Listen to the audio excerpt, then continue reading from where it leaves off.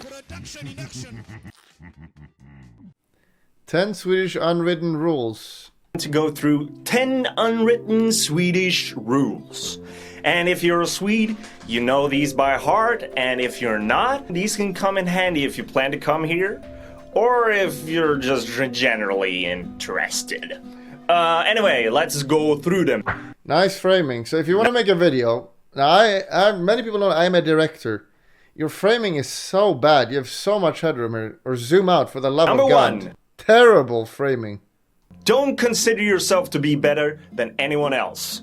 This is the major rule of all Swedish culture, and also I think Scandinavian culture. This applies for any situation. You should always be humble and don't brag about yourself. Number 2.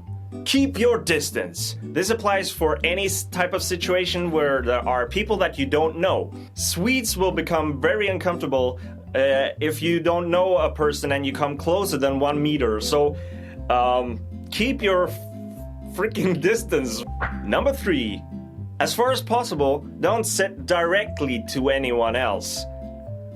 This applies for public transportation, benches, or anywhere else where you can sit, basically. If you enter a bus or a subway that is pretty much empty except for one person who's sitting somewhere, and you go and sit directly next to that person, then you will be I don't think any country hell, would do that, Swedish hell.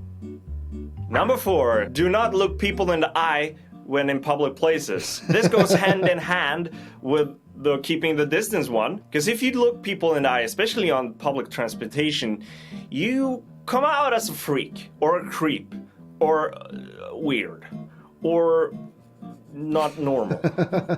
Number 5. Let everyone leave the bus / subway / anything else before you enter. This is not practiced by all the people here in this country, but if you do, you look like a shite. Number 6. Do not speak loudly in public places, especially when you're on the phone. If you're on the subway and really need to take the phone call, then speak very, very quietly, because otherwise people will think you're weird.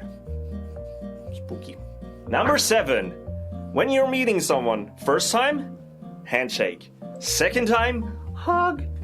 The hug also applies for when you're leaving the person for the first time, because then you basically know the person. This law can be a problem if you're meeting someone that you don't know if you've met them before or not. Then it could become like a handshake, hug thingy. But that's the rule. Some guys tend to always do the handshake and you always hug the girls, but I tend to try to hug the guys as well. Kind of makes me look like a creep sometimes. But hey, I am. Number 8. Cues are religious to Swedish people. And if you try to cut in line, then you will be the greatest piece of shit that I've ever walked on this tiny earth. The problem though is that the Swedes will not tell you that you've done wrong. They will just stare at you madly and then go home and tell their partner. Number 9. Do not stand on the left side of the escalators. The left line is for walking up the escalator. You should always stand on the right side. And if you're with someone, then they should stand above you or below you, and then you can turn around and speak to them. They should never stand directly next to you. People will get angry. Yeah. And finally, number 10. Stay fucking silent at the cinemas. Alright people, that was 10 Swedish unwritten rules. I know there's a lot more to this. There's no clapping when Spider-Man comes on. You're W in the last one. Have you been to America? Have you been to like a lot of other places? Oh, Marvel heroes are uniting. Everyone in the crowd clapping and cheering. That does not happen in Sweden. And these are garbage though. This is a really bad one. This is like 9 out of these are common sense.